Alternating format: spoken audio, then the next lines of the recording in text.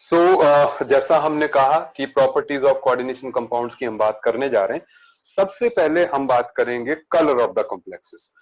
और आज हमें यह समझना है कि आखिर जो है कॉम्प्लेक्सेस में कलर आता क्यों। ठीक है। So what is the cause of that. हमने वैसे अपने प्रीवियस लेक्चर्स में सीएफटी में हमने एक बात तो समझ ली थी, दैट वाज कि जो ये क्रिस्टल फील्ड थ्योरी है उसमें हमने पढ़ा कि लिगेंड्स की प्रेजेंस में जो है जो डी ऑर्बिटल्स होते हैं वो पहले तो डीजनरेट होते हैं, लेकिन लिगेंड्स की प्रेजेंस में वो नॉन डीजनरेट हो जाते हैं। ठीक है, ये स्प्लिटिंग ही रिस्पॉन्सिबल है कलर ऑफ द कॉम्प्लेक्सेस के लिए। मतलब अगर हम समझें, प्लीज ध्यान दीजिएगा आप जो है, अगर हम समझें जैसे ये डी ऑर्बिटल्स हैं हमारे जो है, अगर इसकी स्प्लिटिंग पे वापस हम ध्यान दें, सो दैट इज कि यहां पर जो है हमारे T2G ऑर्बिटल्स आ जाएंगे और ये EG ऑर्बिटल है। अगर मैं ऑक्टाहेड्रल स्प्लिटिंग की बात करूं तो ये सिचुएशन ऐसी है। तो अब क्या है, सुन लीजिएगा, अब क्या है कि मान लीजिए कोई जो हमने कॉम्प्लेक्स लिया, उस कॉम्प्लेक्स में जैसे इलेक्ट्रॉन है, अगर मान लीजिए एक इलेक्ट्रॉन उसमें है, ठीक है, तो इस इलेक्ट्रॉन पर अब लाइट पड़ेगी। जो लाइट का सोर्स होगा उससे जो है इस इलेक्ट्रॉन पर लाइट पड़ेगी। मेरी बात को समझते जाइएगा, मैं यहीं पर जो है बात को समझाने की ट्राई कर रहा हूं आपको। ठीक है, तो सोर्स से जो लाइट पड़ेगी इस इलेक्ट्रॉन पर, अब जैसे लाइट की अलग अलग वेवलेंथ पड़ी, λ1, λ2, λ3, जैसे अलग अलग वेवलेंथ, मैंने छोटा लिखा है, λ1, λ2, λ3 है ये वेवलेंथ इस पे जो है पड़ी। लेकिन इस इलेक्ट्रॉन को यहां से यहां ले जाने के लिए जो है इनमें से कोई एक ही वेवलेंथ जो है रिस्पॉन्सिबल होगी। सही बात है, ठीक है। सो मान लो इस इलेक्ट्रॉन को यहां से यहां जंप कराने के लिए जो है, सपोज λ2 वाज रिस्पॉन्सिबल, जो λ2 वेवलेंथ है उसने जो है इस इलेक्ट्रॉन को यहां से यहां पहुंचा दिया। मैंने ऐसे लिख दिया कि λ2 वाज रिस्पॉन्सिबल कि इलेक्ट्रॉन यहां से यहां जंप करे। ठीक है, तो सोर्स से जो लाइट्स आई थी वो तो λ1, λ2, λ3 आई थी, लेकिन अब जो आगे लाइट जाएगी उसमें λ2 विल बी मिसिंग, λ1 और λ3 यू विल सी, λ2 उसमें से जो है मिसिंग होगा।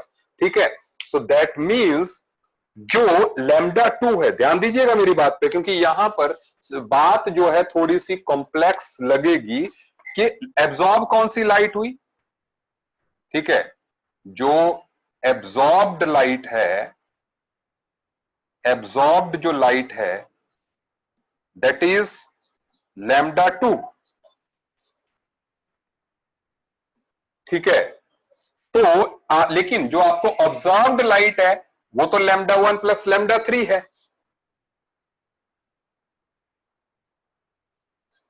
ऑब्जर्व्ड जो लाइट बनेगी वो क्या होगा जी, वो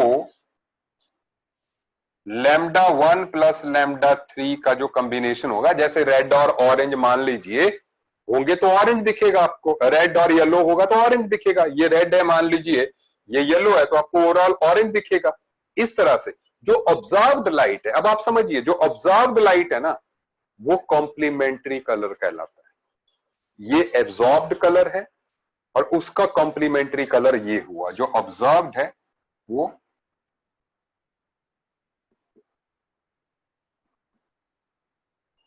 उसको बोलेंगे कॉम्प्लीमेंट्री कलर। बस, ठीक है, क्या आपको मेरी बात समझ में आ रही है? ठीक है, तो जो कॉम्प्लीमेंट्री कलर है वो आपको दिखेगा, मतलब यहां पर कोई और वेवलेंथ रिस्पॉन्सिबल होगी एब्जॉर्ब करने के लिए, जो दिखेगी आपको वो और होगी। ठीक है, तो पहला पॉइंट तो यही आता है कि भैया हमें ये कैसे पता चलेगा फिर कि कौन सा एब्जॉर्ब होगा और कौन सा हमें दिखेगा, क्योंकि जो दिख रहा है वो एब्जॉर्ब नहीं हो रहा। ठीक है, तो इसलिए जो है इसके लिए there is one arrangement called Mansell wheel, उसको कहते हैं। मंशेल व्हील क्या होता है, उसमें जो है हम जैसे इस तरह से, ये कितने पार्टीशन हो गए, 6 हो गए ना, तो इसमें क्या करेंगे हम, ऐसे लिख देंगे VIBGYOR।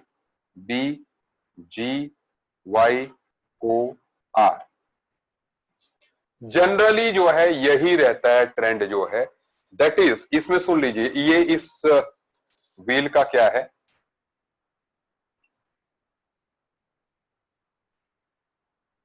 दैट इज कि यहां पर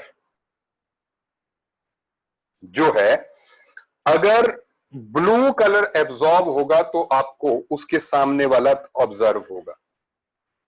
कॉम्प्लीमेंट्री कलर ऑरेंज होगा, ब्लू का कॉम्प्लीमेंट्री कलर ऑरेंज है, मतलब जब ऑरेंज एब्जॉर्ब होगा तो आपको ब्लू दिखेगा, एंड रेड एब्जॉर्ब होगा तो आपको ग्रीन दिखेगा, ग्रीन एब्जॉर्ब होगा तो आपको जो है रेड दिखेगा। These are complementary colour. क्या आपको मेरी बात समझ में आ गई? ठीक है, ये कॉम्प्लीमेंट्री कलर्स का जो है व्हील है, आप इसको नोट डाउन कर सकते हैं, इंपॉर्टेंट है ये। ठीक है, और आई होप आपको जो कलर शो करने का मैकेनिज्म है वो भी समझ में आ गया होगा। तो इस बात से एक चीज तो क्लियर हो गई कि भैया जिनमें डी स्प्लिटिंग नहीं हो सकती उनमें जो है कलर नहीं होगा, एक बात। ठीक है, अच्छा, दूसरी बात जो है दैट इज कि आप अब लिख लीजिए कि the compounds in which d splitting does not occur are colourless, एक बात। दूसरी बात, जिसमें डी ऑर्बिटल खाली होगा, जिसमें एक भी इलेक्ट्रॉन नहीं होगा, वो भी कलरलेस होगा। ठीक है, सो आप समझते जाइए, दैट इज कलरलेस होने के लिए सिचुएशन क्या है, that is empty D orbitals, या मतलब जब डी ऑर्बिटल ही खाली है तो फिर कहां से कहां को जाएगा। और दूसरी बात जो है दैट इज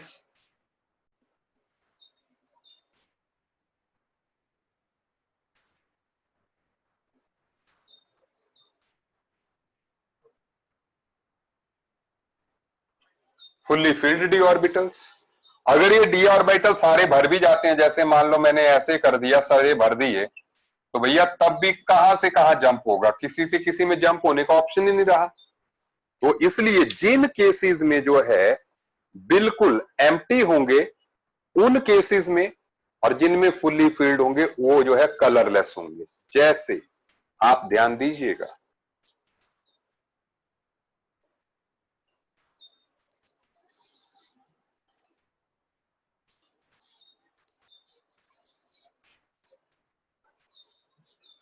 इन केसेस में सपोज देयर इज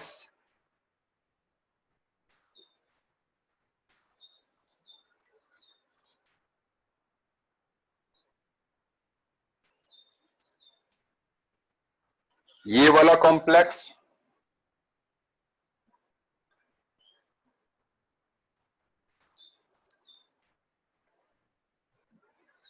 ये वाला कॉम्प्लेक्स,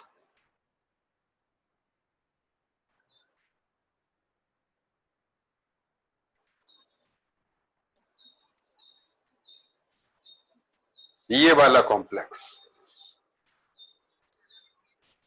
ये चारों के चारों जो कॉम्प्लेक्सेस हैं जी, दे आर ऑल वाइट। क्योंकि इन सभी कॉम्प्लेक्सेस में जो है फुल्ली फिल्ड डी ऑर्बिटल्स हैं, तो ऐसे में जो है इनमें कलर आने के चांसेस नहीं। ठीक है, सो बिकॉज ऑफ दैट, ठीक है, ये कलरलेस होंगे, व्हाइट कलर के होंगे। ठीक है, जिनमें भी फुल्ली फिल्ड या एम्प्टी डी ऑर्बिटल्स होंगे जी, वो जो है खाली सॉरी व्हाइट कलर के होंगे। ठीक है, कलरलेस होंगे। आई होप आपको बात समझ में आ गई, बिल्कुल आसान सी बात है। ठीक है, आगे मैंने आपको कॉन्सेप्ट ये तो बता दिया कि जैसे जो कॉम्प्लेक्सेस होते हैं वो जो है कलर्ड क्यों होंगे और कलरलेस क्यों होंगे, ये तो आपको पता चल गया। लेकिन अगर सवाल कुछ इस तरह से आए,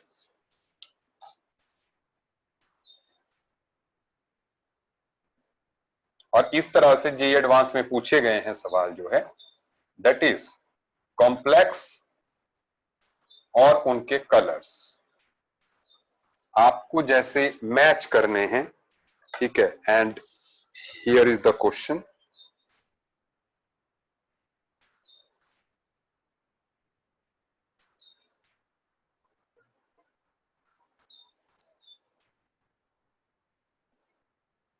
some n positive,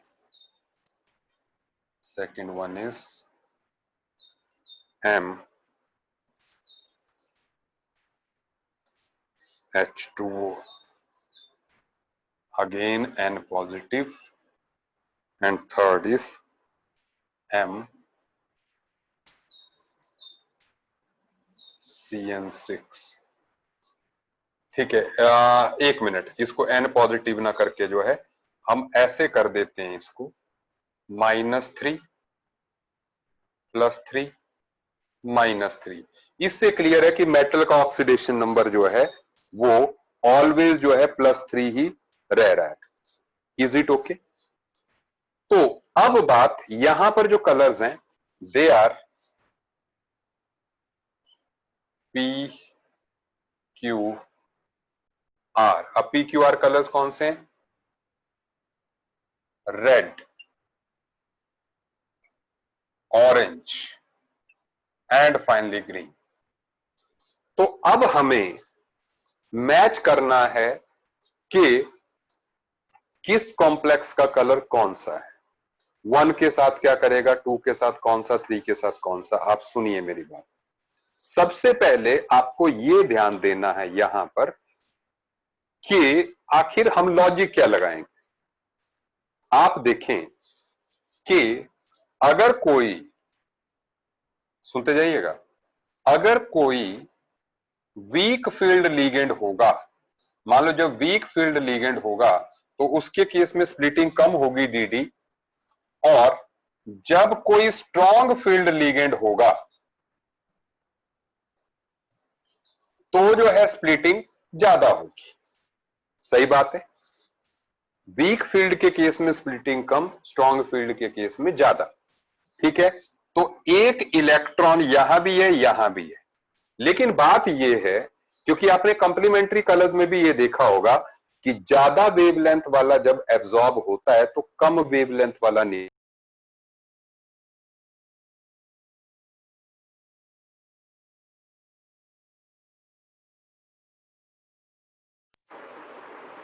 sorry, mute हो गया हूंगा मैं ड्यू टू कॉल आ गई थी बीच में।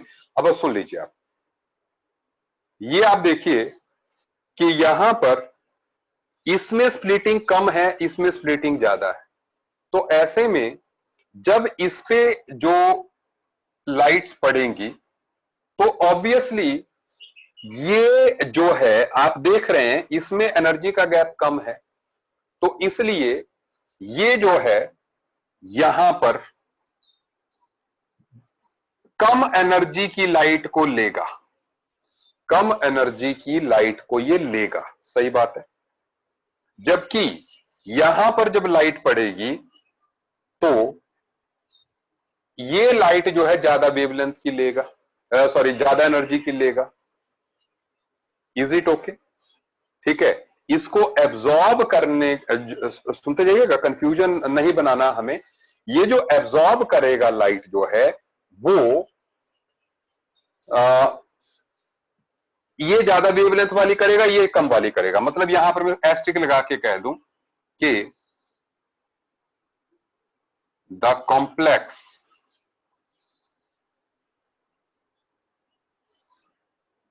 with weak field ligand will absorb light of higher lambda, क्योंकि उसकी एनर्जी कम चाहिए, उसको ऊपर जाने के लिए कम एनर्जी चाहिए। तो ऐसे में hence its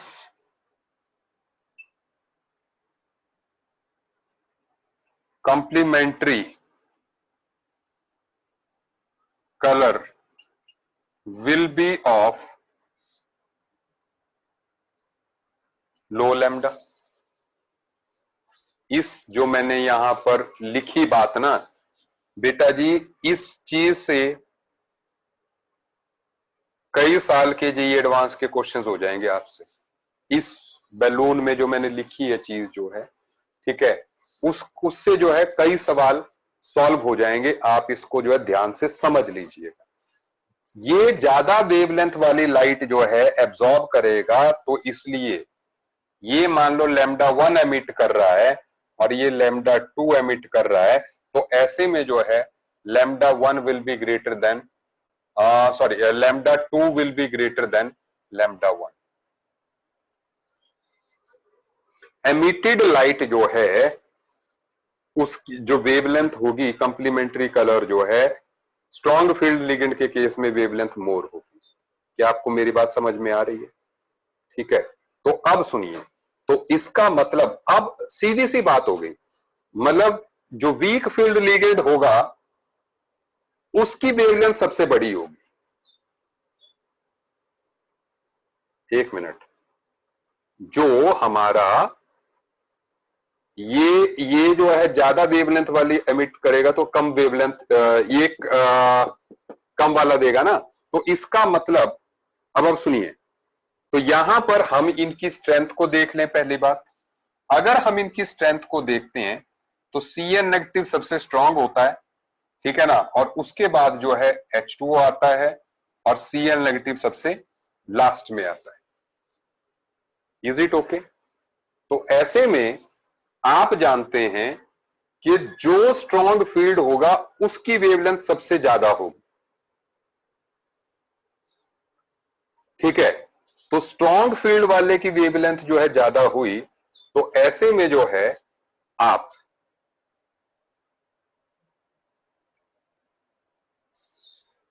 साइनाइड के साथ ये मैच कर रहा है,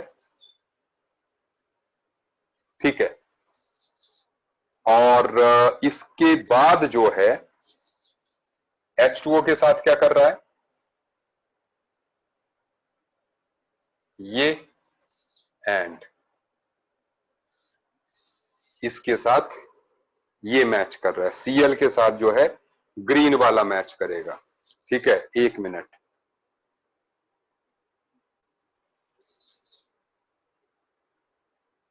सुनिए, अभी अभी एक बार फिर से मैं बता देता हूं, जो वीक फील्ड लिगेंड होगा वो हाई वेवलेंथ एब्जॉर्ब करेगा, तो उसकी जो वेवलेंथ होगी लो एमिट होगी। देखो ना, जो एब्जॉर्ब कर रहा है इसकी स्प्लिटिंग क्या है, इसकी जो स्प्लिटिंग है आप देख रहे हो, इसने यहां पर कम एनर्जी की लाइट जो है एब्जॉर्ब की, कम एनर्जी की लाइट जो है एब्जॉर्ब की। एक मिनट यार, एक मिनट, हाँ हाँ हाँ, एक मिनट, हो सकता है हमने थोड़ा सा लैम्डा और एनर्जी में ये किया हो, ये सही लिखा है हमने, ठीक है। अब सुनिए सुनिए सुनिए सुनिए, ये जो है कम एनर्जी की लाइट जो है एब्जॉर्ब कर रहा है, इसको रहने दीजिए।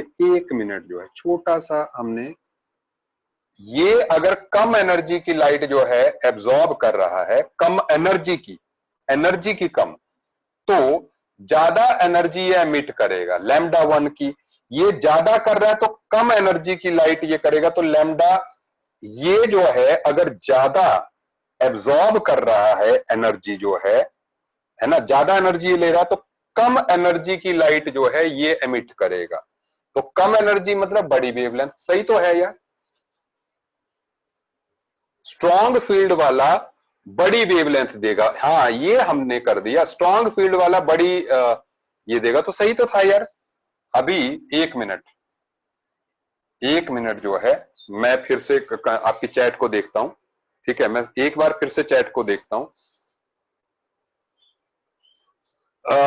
सुहानी ने कहा वीक फील्ड की वेवलेंथ हाई होगी। ठीक है, जो वीक फील्ड होगा सुहानी जी, ठीक है, एनर्जी की टर्म्स में बात करते हैं पहले। ये कम एनर्जी जो है एब्जॉर्ब करेगा ऊपर जाने के लिए, तो ज्यादा एनर्जी एमिट करेगा। ज्यादा एनर्जी की एमिट करेगा मतलब जो है वेवलेंथ कम होनी चाहिए। सही है बात? ठीक है, वो आ गया यहां पर।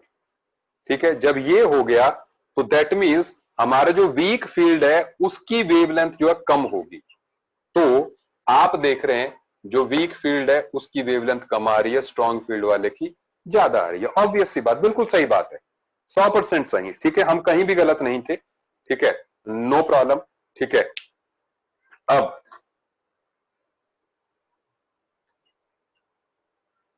आगे बढ़े।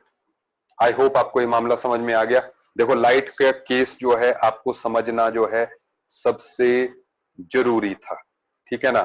तो वो जो है आपको बात जो है समझ में आ गई। ठीक है, अब इसके बाद यहां पर जेई मेंस में एक क्वेश्चन पूछा गया था। ठीक है, अब ये क्वेश्चन जो है पूछा गया था जेई मेन 2010 में। ठीक है, क्वेश्चन क्या था? The colour of light absorbed bye aqueous copper sulphate is, option A है ऑरेंज, बी है ब्लू, एंड देन सी है येलो, एंड डी है पिंक। सुनते जाएं आप बात। तो ऐसे में जो है, अब बात क्या आंसर होगा? ऑरेंज, बिल्कुल सही। आर्यन ने सही जवाब दिया। हमें मनशल वीर जो है जवाब देगा VIBGYOR। तो ब्लू का कॉम्प्लीमेंट्री कलर कौन सा है? Orange. So orange is your answer. सही बात। तो इस तरीके से जो है हमसे क्वेश्चन जो है सॉल्व हो जाना है। आप देख लीजिए बोर्ड पे। ठीक है, चलिए अब मैं बढ़ रहा हूं जी आगे। आई होप आपको बात जो है समझ में आ रही। तो ये तो होगी कलर्स की। कलर्स के बारे में मैं आपको और चीज ऐड कर दूं यहां पर। अब और चीज ऐड करने के लिए जो है मैं आपको जैसे आप इसको लिख सकते हैं, जैसे जो लीगेंड्स की प्रेजेंस है ना, लीगेंड्स की एब्सेंस में जो है कोई स्प्लिटिंग नहीं होगी। जैसे आप देखें, जो एनहाइड्रस कॉपर सल्फेट होता है, क्योंकि जो डीडी स्प्लिटिंग है वो कौन करता है? लीगेंड्स ही करते हैं ना। तो इसलिए जो कॉपर सल्फेट एनहाइड्रस होगा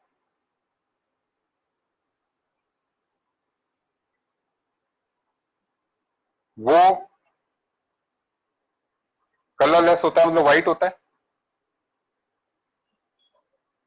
जबकि कॉपर सल्फेट .5H2O वो ब्लू हो गया। क्यों हो गया? क्योंकि डीडी स्प्लिटिंग जो है लीगेंड ने कराई। अदरवाइज एनहाइड्रस में जो सारे डी ऑर्बिटल थे वो डी जनरेट थे। क्या आपको मेरी बात समझ में आ रही है? ठीक है, अच्छा।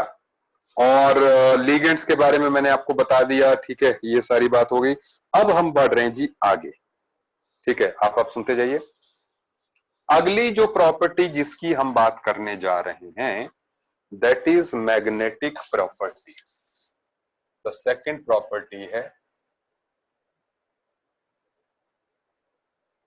Magnetic property. अब ये मैग्नेटिक प्रॉपर्टी में क्या है आप जानते हैं, हम बहुत ज्यादा मैग्नेटिक प्रॉपर्टी की बात करते हैं, ठीक है। सब्सटेंसेस को हम दो तरह से ही डिफाइन करते हैं, डायमैग्नेटिक सब्सटेंसेस और पैरामैग्नेटिक सब्सटेंसेस।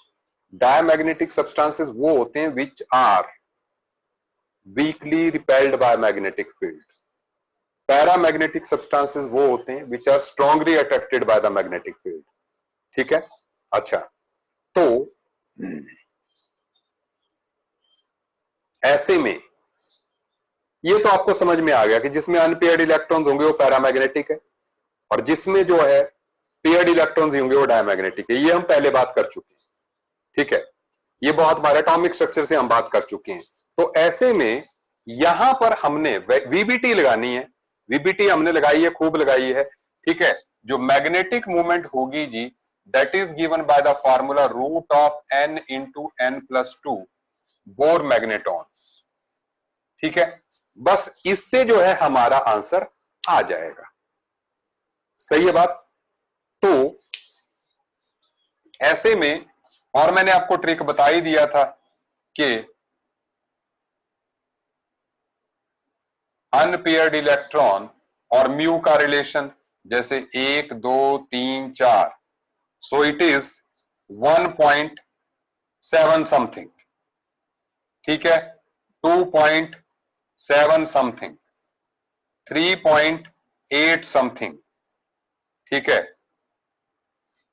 4.8 समथिंग, बस इतना सा है, ठीक है। इस तरह से 1.73 2.76 इस तरह से, ठीक है।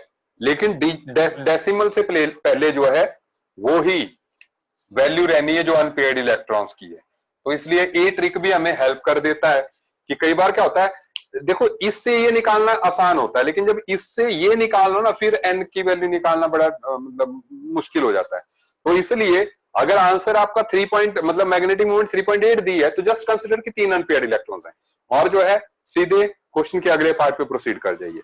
चलिए, तो ये थी बात जो है मैग्नेटिक प्रॉपर्टीज की, क्योंकि इस और कुछ भी नहीं है, बीबीटी में ऑलरेडी डिस्कस कर चुके हैं हम, ठीक है। तो इसलिए मैं इसके ऊपर जो है ज्यादा डिस्कशन नहीं करूंगा।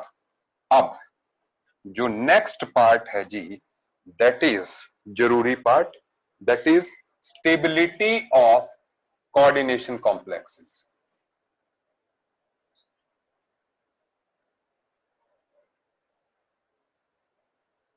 अब पहले हम देखते हैं कि एक जो कोऑर्डिनेशन कॉम्प्लेक्स है वो किस तरह से बनता है। जैसे देयर इज सम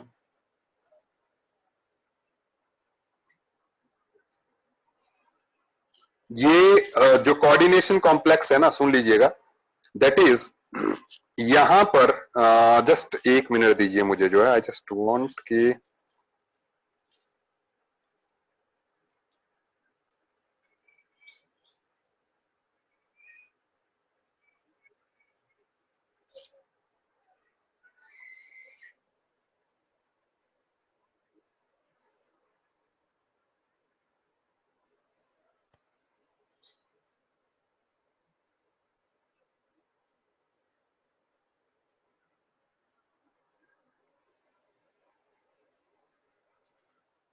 अरे यार उल्टा लिख दिया हमने, एक मिनट।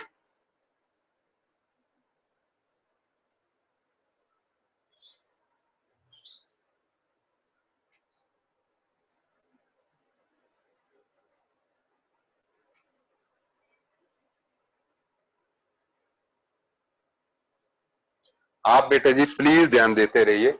यहां पे क्या हो रहा है, कोई एक्वस हमारे पास मेटल है, ठीक है, वो एन नंबर ऑफ लिगेंड्स के साथ लग रहा है, फाइनली उसके साथ L stands for ligand, so it is coordination complex, ठीक है।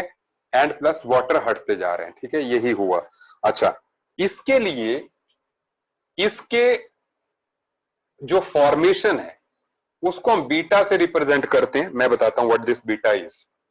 पहले हम ऐसे लिख लेते हैं, it is equal to M L N upon M H2O n into L raise to power n। सुनिए, मैंने ये वाटर नहीं लिखा क्योंकि इसकी concentration during the course of reaction जो है सेम रहती है, ठीक है। ये जो इक्विलिब्रियम कांस्टेंट है ना, it is called the beta constant and it is called the stability constant. इसको बोलते हैं हम स्टेबिलिटी कांस्टेंट।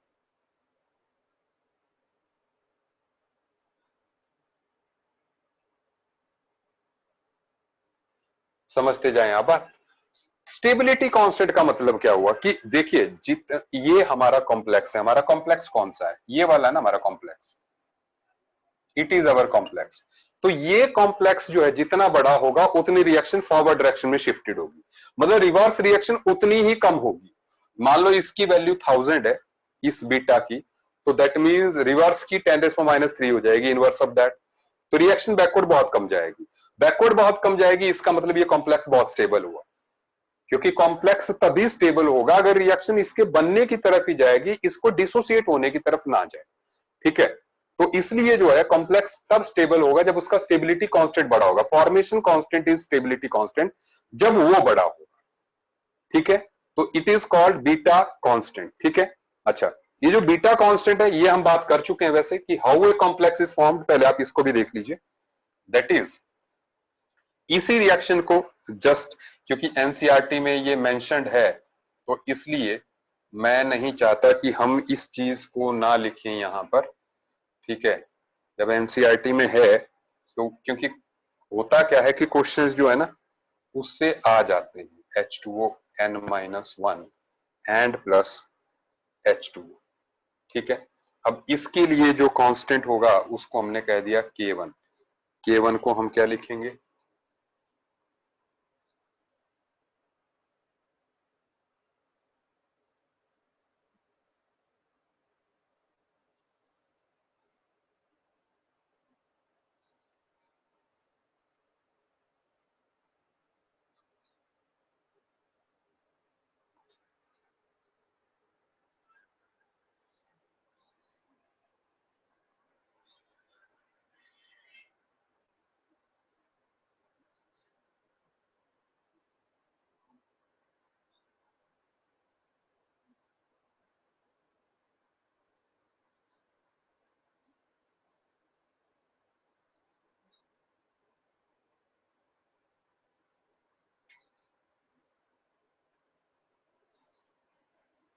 अभी मैं सब कुछ बता रहा हूं आपको, आप जस्ट नोट करते जाइए।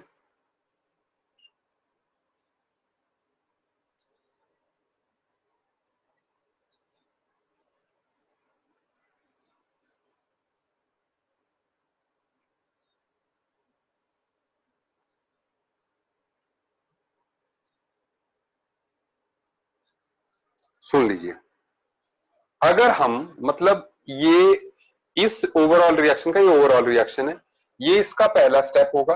ऐसे कोई दूसरा स्टेप होगा उसको K2 कह दीजिए, तीसरे का K3, देन K4 और लास्ट स्टेप ये होगा। मतलब इन सभी को अगर हम ऐड कर देंगे so again we will get this, यही रिएक्शन हमें मिल जाएगी। मिल जाएगी कि नहीं मिलेगी जी? ठीक है, मैंने कहा इस रिएक्शन के लिए पहला स्टेप ये है कि एक लिगेंड लगा, एक वाटर निकला, फिर दूसरा लगा, ठीक है, एंड देन फिर वो n-2 हो गया और L2 हो गया, ऐसे जो है फिर Ln हो गया।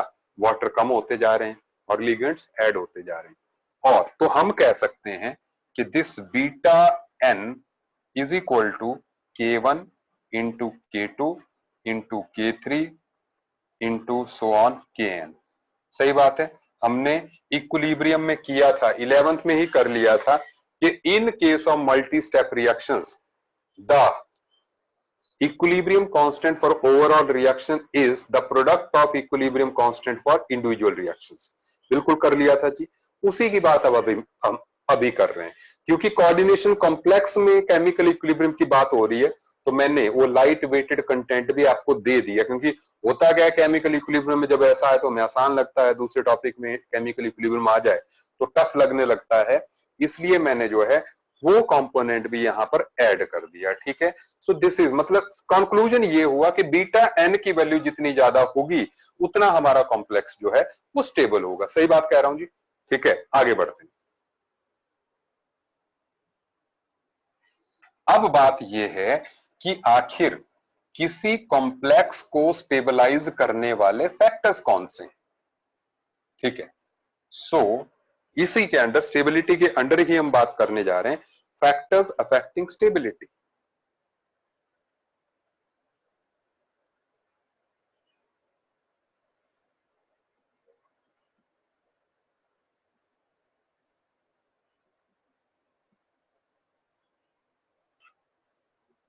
तो जहां तक फैक्टर्स की बात है, आप देखें, जो पहला फैक्टर है दैट इज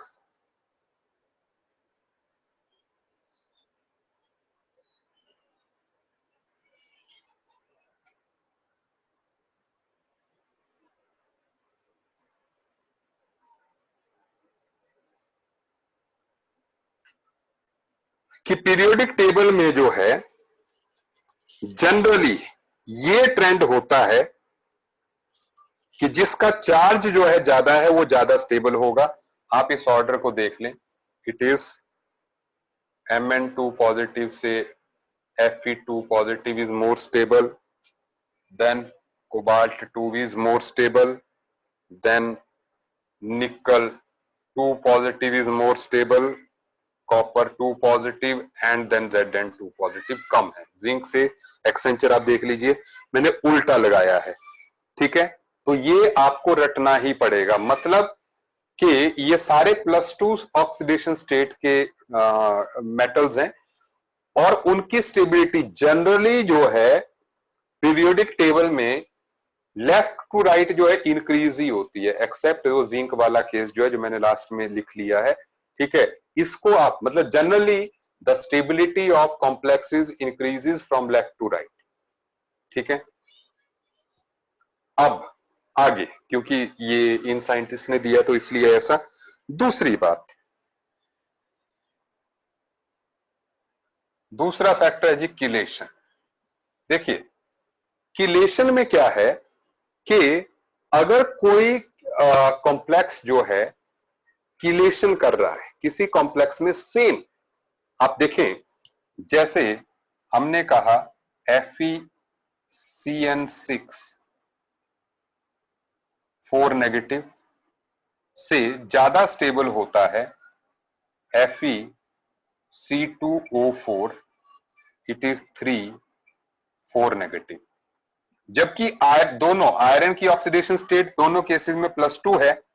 ठीक है, लेकिन और साइनाइड वैसे भी स्ट्रॉन्ग फील्ड लिगेंड है ऑक्सिलेट से, लेकिन क्योंकि ऑक्सिलेट जो है किलेशन कर दी, उसने रिंग बना दिया, वो जो रिंग का बनना है ना, वो कॉम्प्लेक्स को स्टेबल बना देता है, provided other conditions are same. मतलब मेटल का ऑक्सीडेशन नंबर सेम है, ठीक है, और जो है लीगेंड स्ट्रॉन्ग फील्ड है तो दोनों स्ट्रॉन्ग फील्ड है, इस तरह से बाकी चीजें अगर सही है तो जो किलेशन करेगा वो ज्यादा स्टेबल होगा। और जितनी ज्यादा किलेशन होगी उतनी ज्यादा, मतलब अगर 3 वाली किलेशन कोई करेगा, ट्राइडेंटेड लिगेंड कोई आ जाएगा तो वो और ज्यादा स्टेबल होगा। Is it okay? तो इसको आप लिख लीजिए कि chelation increases the stability. Is it okay? और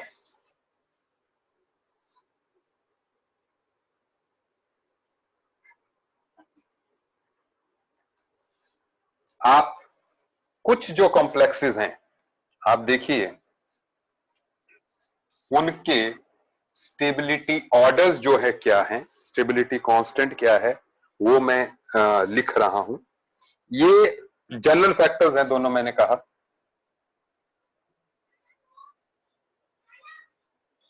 and complex and then stability constant उनकी। तो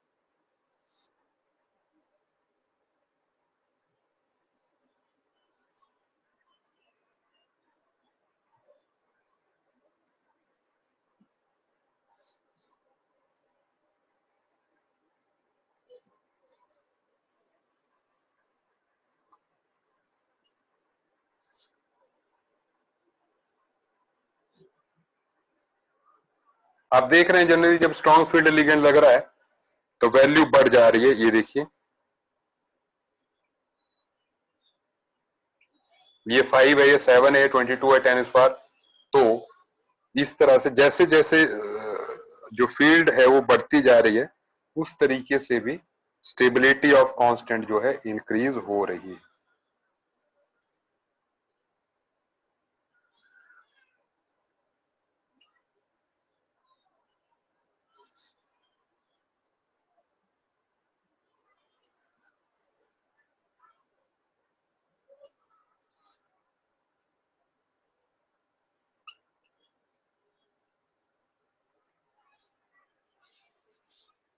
ठीक है, सो ये कुछ वैल्यूज हैं।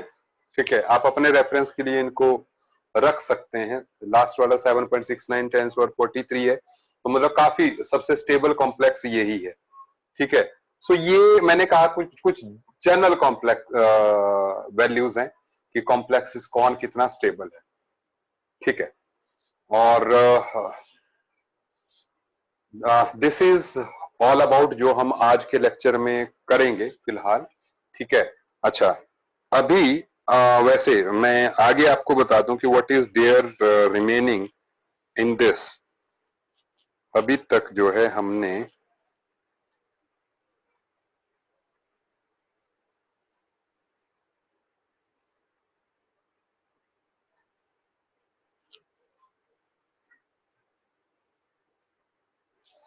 बस एक लेक्चर जिसमें इंपॉर्टेंट कुछ चीजें होनी है जैसे कि सिनर्जिक बॉन्डिंग वगैरह।